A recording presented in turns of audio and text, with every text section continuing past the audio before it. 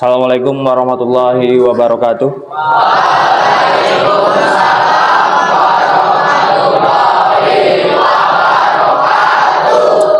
Alhamdulillah, kita panjatkan puji dan syukur kehadirat Allah Subhanahu wa taala yang telah memberikan kita nikmat iman, Islam dan kesehatan sehingga kita bisa menjalankan ibadah di bulan suci Ramadan ini. Sholawat serta salam kita haturkan kepada Nabi Muhammad Sallallahu Alaihi Wasallam, keluarga, sahabat, dan seluruh pengikutnya hingga akhir zaman. Hadirin yang dirahmati Allah, pada kesempatan kali ini saya ingin menyampaikan sedikit kajian tentang zakat, salah satu rukun Islam yang memiliki peran penting dalam kehidupan umat muslim. Marilah kembali kita bersyukur kehadirat Allah Subhanahu wa taala yang telah memberikan kita peluang pahala begitu besar di bulan Ramadan yang mulai ini.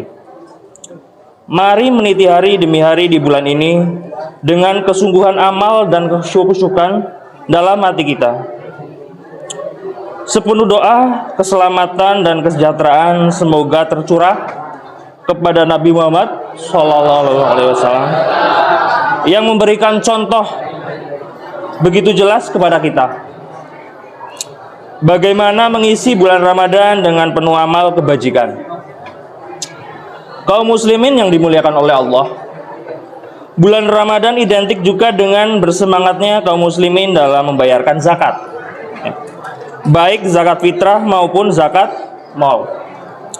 Karenanya menjadi suatu hal yang penting bagi kita untuk mengkaji kembali beberapa hal penting terkait zakat. Zakat secara bahasa berasal dari padanan kata an-nama yang berarti tumbuh, al-barokah yang berarti keberkahan, az-ziyadah yang berarti tambahan, dan at-thaharah yang berarti kesucian. Secara filosofis, seluruh arti padanan kata zakat cukup menggambarkan dari hakikat zakat itu sendiri. Adapun istilah yang selain zakat kita juga sering mengenal adalah infak dan sedekah. Ketiganya mempunyai pengertian dan pemaknaan yang berbeda. Meskipun kata sodako dalam Al-Quran juga terkadang diartikan sebagai zakat. Oh ya, sebelumnya lampunya bisa dinyalakan dulu. Coba nyala. Ya, terima kasih. Kaum muslimin yang dimuliakan oleh Allah, tidak ada suatu kewajiban disyaratkan dalam Islam kecuali membawa berbagai manfaat dan hikmah bagi umat manusia. Begitu pula ibadah zakat yang menyimpan banyak hikmah dan rahasia persyariatan. Sekiranya kita bisa melihat dengan lebih jernih seputar fungsi dan hikmat zakat, tentunya akan lebih meringankan langkah dalam memenuhi kewajiban zakat secara rutin. Di antara fungsi zakat tersebut adalah yang pertama adalah sebagai fungsi ibadah dan keyakinan. Maksudnya gimana?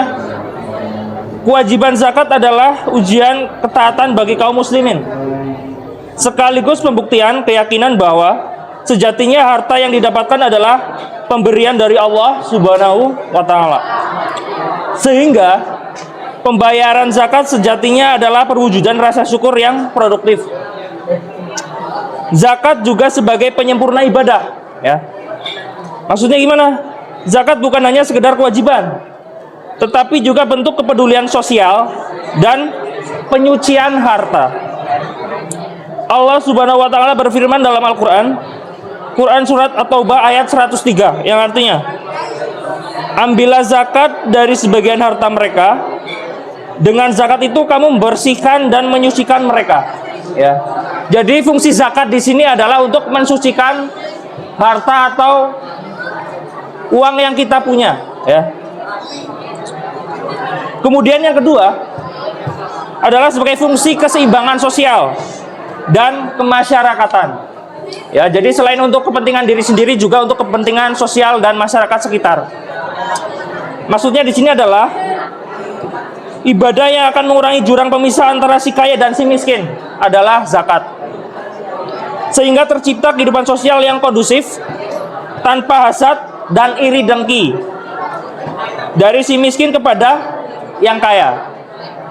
Ketika mengutus Muadz bin Jabal ke Yaman, Rasulullah SAW menjelaskan tentang zakat. Allah mewajibkan zakat atas harta-hartamu yang diambil dari orang-orang kaya dan diberikan kepada yang miskin. Hadis riwayat jamaah dari Ibnu Abbas. Ya. Sebagaimana disebutkan dalam Quran surat At-Taubah, ada 8 golongan yang berhak menerima zakat. Ya. Jadi ada 8 golongan yang berhak menerima zakat. Ya. Apakah kita salah satu di antaranya? Yang pertama adalah fakir. Apa itu fakir? Ada yang tahu? Orang miskin. Orang yang sangat miskin, ya.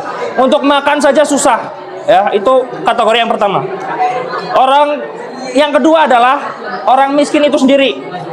Jadi si fakir ini adalah lebih miskin daripada si miskin.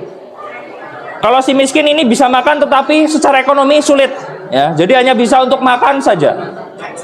Kemudian yang ketiga adalah amil. Ada yang tahu amil? Apa? Amil adalah pengelola zakat, betul. Yang keempat mu'alaf. Ya, tahu ya mu'alaf ya? Apa mu'alaf? Orang yang baru masuk Islam, ya. Kemudian yang kelima adalah rikob, yaitu budak, ya. Mungkin zaman sekarang di zaman modern tidak ada budak secara resmi, tetapi adalah perdagangan manusia, ya. Biasanya secara internasional. Kemudian yang keenam garim. Apa itu garim? Ada yang tahu? Yaitu orang yang tidak bisa melunasi hutang, ya. Jadi bagi kalian yang punya hutang, ya, tidak bisa melunasinya, berarti kalian termasuk orang yang berhak mendapatkan zakat. Yang ketujuh, fisabilillah. Apa itu? Orang yang berjuang di jalan Allah, ya.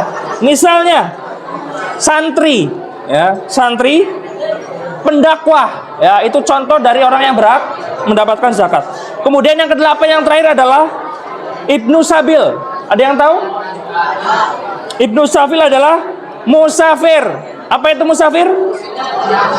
Orang yang sedang perjalanan jauh, ya, yang kehabisan bekal, itu wajib atau bisa berhak mendapatkan zakat, ya. Kemudian fungsi yang ketiga adalah fungsi secara ekonomi, ya. Zakat mempunyai fungsi ekonomi dan pemberdayaan karena sasaran distribusi zakat yang begitu beragam. Maksudnya beragam adalah dari 8 golongan tadi, ya.